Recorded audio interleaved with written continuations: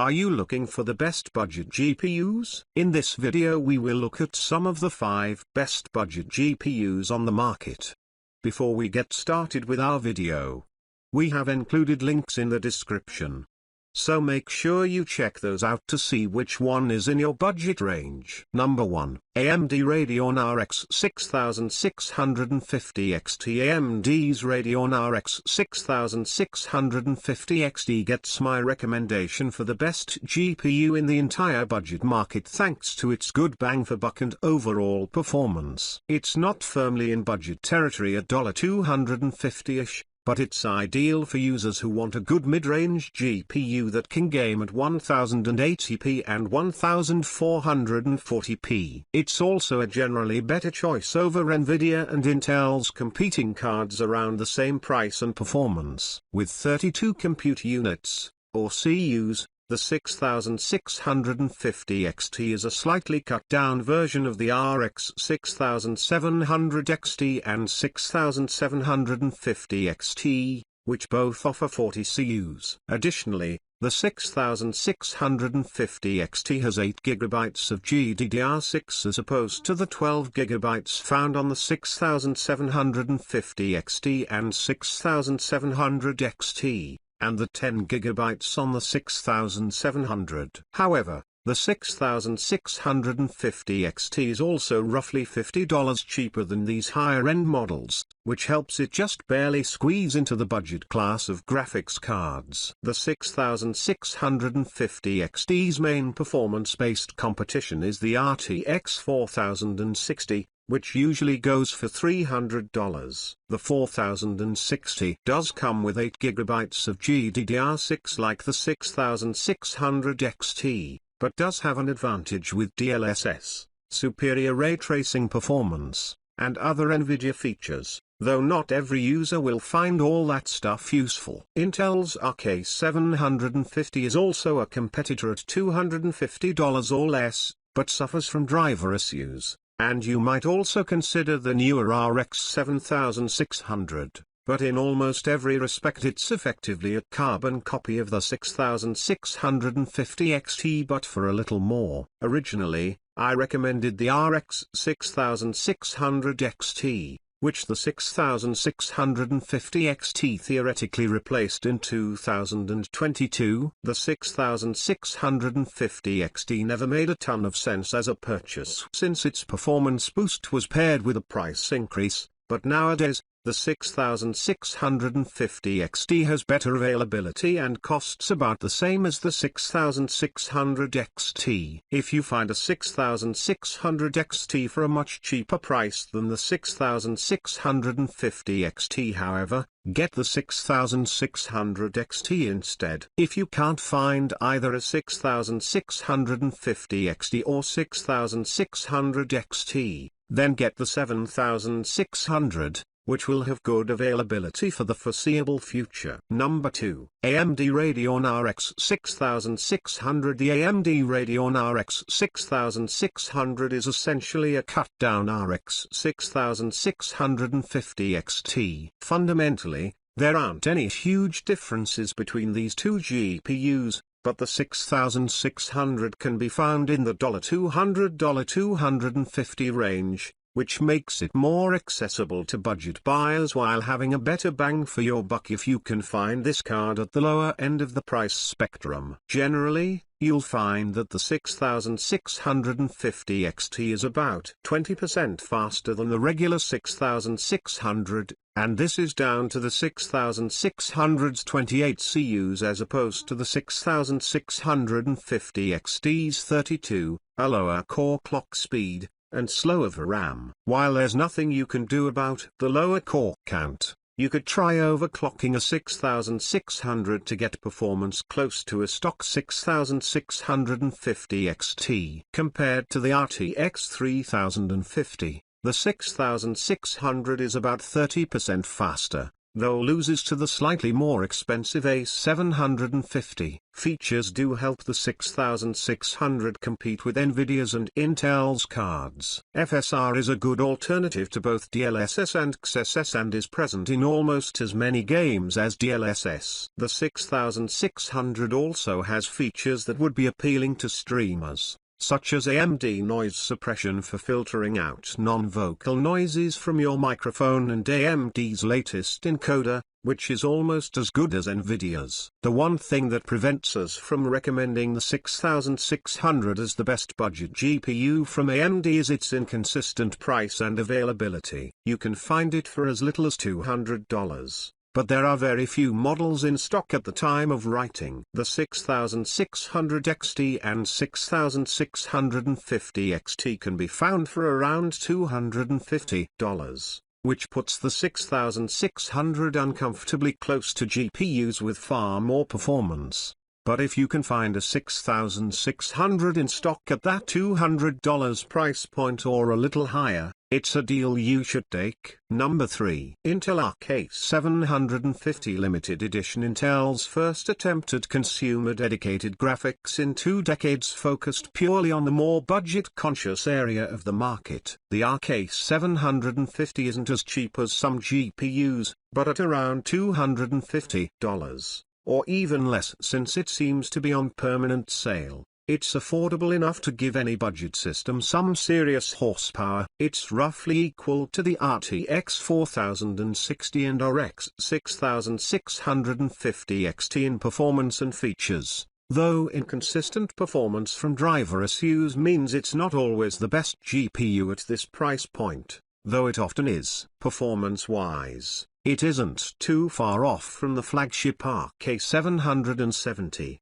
Having 28 of the A770's 32 cores, though it is limited to 8 GB of RAM as opposed to the A770's potential 16 GB. In the wider context, the A750 performs at a similar level to Nvidia's RTX 3060 and AMD's RX 6650 XT with a much more attractive price-to-performance ratio. One other thing to note is that if your motherboard doesn't support resizable bar or rebar, you should avoid Intel Arc Alchemist GPUs as they require this feature to be enabled to achieve good performance. Besides performance and ray tracing, the A750 boasts DisplayPort 2.0, something not even the RTX 4090 has, and HDMI 2.1. Additionally, it was one of the first cards to launch with a hardware AV1 encoder,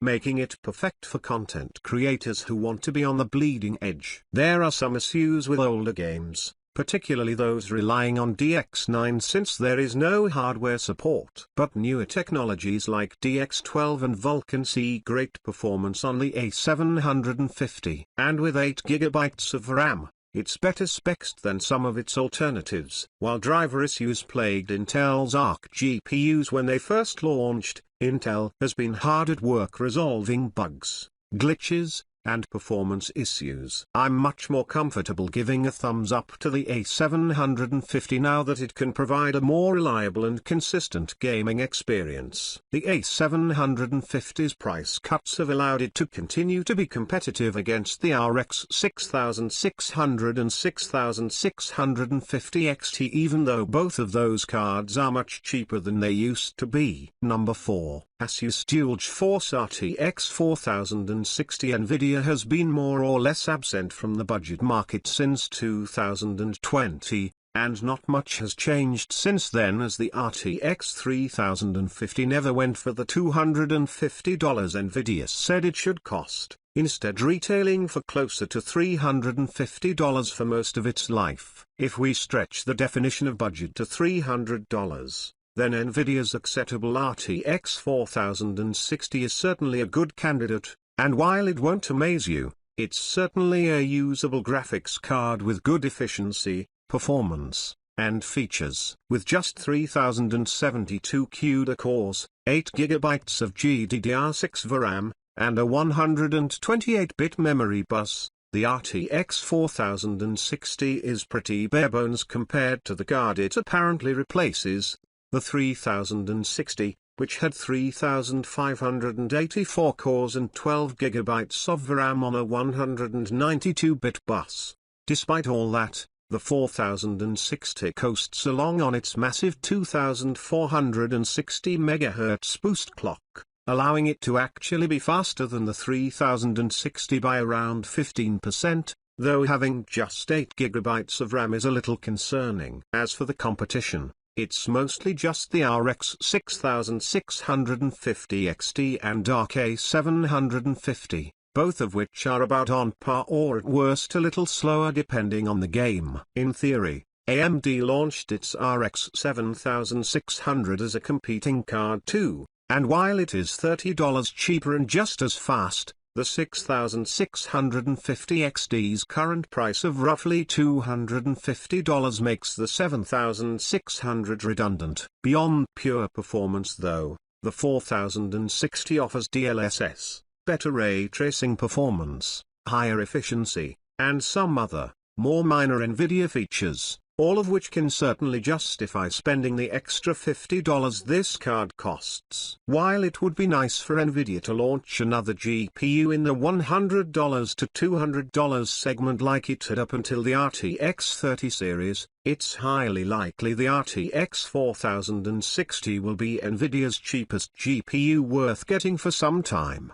The RTX 4050 is based on the same silicon as the 4060, which probably means it'll be at least $200, and who knows if it'll be fast enough to be worth getting. At least with the 4060 you get an acceptable product, even if it's not exactly a budget GPU. Number 5. AMD Radeon RX 6700. The RX 6700 is the black sheep of the RX 6000 series. It came out only in 2022, much later than most other RX 6000 cards, and pretty much wasn't marketed at all. It also sits somewhat awkwardly between the RX 6650 XT and the RX 6700 XT, which cost around $250 and $330, respectively. What makes the 6700 intriguing, however, is when it's closer to the $300 mark or less,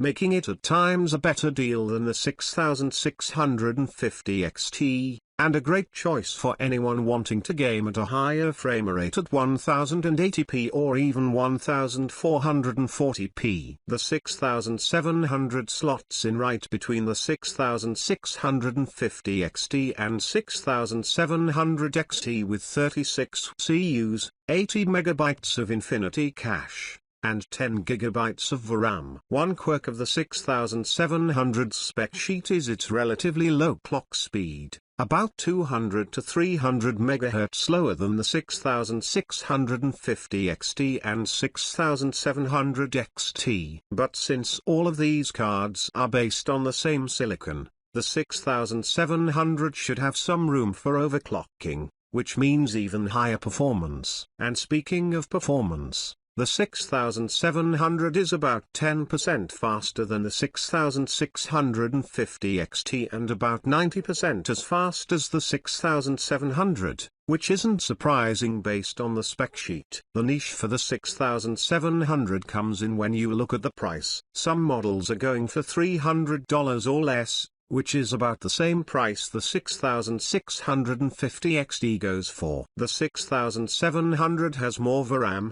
is faster out of the box, and can run even faster with an overclock, so it's not only better for hitting a high frame rate at 1080p and 1440p, but also just a better deal in general. Meanwhile, the RX 7600 as AMD's latest mid-range card goes for $270 like some 6700s, but has 2 GB less VRAM and is generally slower, making it an objectively worse choice. That's all assuming you can find a 6700 at that magical $300 price point or less though. The problem is that there aren't a ton of 6700 models around, and many of them are actually going out of stock. At the time of writing, XFX's Speedster SWFT 309 is available at major retailers and for just $270 or $280, but it's hard to imagine that lasting for long. If you want the best value for $300,